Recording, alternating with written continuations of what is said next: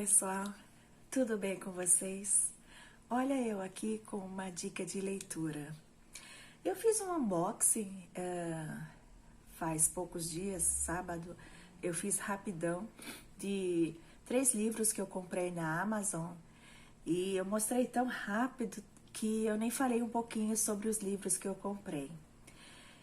E aí eu comecei a ler o primeiro livro, que é O Amor nos Tempos do Ouro, esse livro aqui, ó, e da Marina Carvalho, que ela é mineira, né? Ela escreveu pela editora Globo Out. Olha que capa linda. Gente, eu adorei esse livro, adorei a leitura. Então eu tô aqui assim, não para fazer uma resenha, porque eu sei que tem canais sensacionais que fazem resenhas por aí, mas assim, para dar uma dica de leitura para quem gosta de romance de época. Eu tô nessa fase do romance de época, mas quando eu termino eu sempre procuro mudar. Aí eu leio outras coisas, depois eu volto pro romance de época novamente, mas assim, amo de paixão romance de época, e como tantas outras pessoas também gostam, né? Mas assim, leio de tudo também. Então esse livro, ele me chamou muita atenção, porque ele conta sobre metade do século XVIII, né? Ele fala sobre essa época da escravidão, sobre... se baseia no Brasil também, essa história, né? No período dos escravos. Então, assim, gente, eu achei fantástico. Fantástico que quando eu comecei a ler à 00:10 e terminei o livro 3 horas da manhã. Eu simplesmente li ele inteiro, inteirinho. E tô doida agora para dar continuidade no volume 2, que eu também comprei. Então, assim, ainda bem que eu comprei junto, né? Porque, assim, nossa, foi fantástica a leitura. Então, o livro é esse, ó, ele fala assim, que apesar do cansaço, o sono se recusava a chegar. Então, impedida de repousar, a mente trabalhava, enchendo Cecília de diversos pensamentos e conjecturas.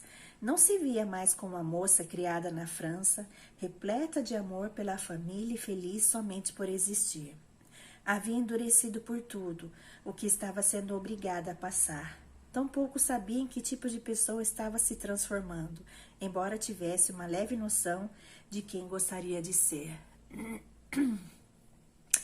A Cecília perdeu a família muito cedo, né? Ela morava na França, num desastre de navio. Só sobrou ela, e para ela não ficar sozinha, ela foi para casa de um tio, que aliás também já foi assim tão nova, com 19 anos, e ele já foi praticamente, já armou todo um casamento para ela com um barão, né? Um barão bem mais velho que ela, e assim, com uma fama assim não muito boa de ser um homem amigável e bondoso, coisa que não, né? E aí, contrariadamente, ela teve que ir até ser levada até esse barão. Ela conheceu Fernão. Fernão foi ele era um bandeirante que foi contratado para levar Cecília até o Eurídice de Andrade, né, que era o barão. E durante 14 dias de viagem, eles passam por muitas coisas. Ele passa a conhecer melhor Cecília, que acaba trazendo muita admiração para ele, porque ele vê que Cecília não é aquelas menininhas cheias de mimimi que nem tinha na época. E ela também começa a se interessar por ele, e tantas coisas acontecem nessa viagem que fazem com que eles se aproximem mais um do outro. Até que no dia ela até pede para ele, por favor, não me entregue ao barão. Aí o Eurídice, né? E ele, adivinha, né? Sem muito o que pensar, fez o prometido. Depois se arrepende, né? Se arrepende e vê que ele se apaixonou perdidamente por Cecília e ela por ele também. E aí tem toda aquela batalha daquela época para eles poderem ficarem juntos. Bom, e nessa mesma fazenda mostra também como eram tratados os escravos na época, relata bastante isso. Os índios, né, um encontro com os índios, na hora que eles estavam fazendo essa travessia, essa jornada de 14 dias, né? Então, assim, super interessante, porque a gente vai lendo e vai imaginando, assim, como que realmente era, né? Nessa época, nesse século. E ela conhece Malika, que é uma escrava que trabalha nessa casa, nessa fazenda do Eurídice, e elas se tornam amigas. Malika está nessa fase, ela está grávida do filho do Eurídice, inclusive, e ela também tenta fugir. Eles combinam de fugir, né? Cecília e Fernão, Malika e mais um escravo da fazenda. E aí, blá, blá, blá, blá, blá, né? O que acontece depois de tudo isso? Então, assim, é fantástica essa história, eu gostei muito, muito mesmo. Eu li em 3 horas, numa noite.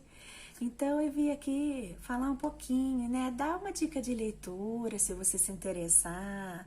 E tenho certeza que você não vai se arrepender, né? Agora, deixa eu mostrar o 2. O 2 eu vou começar a ler hoje, tá? Mas mesmo assim, ó.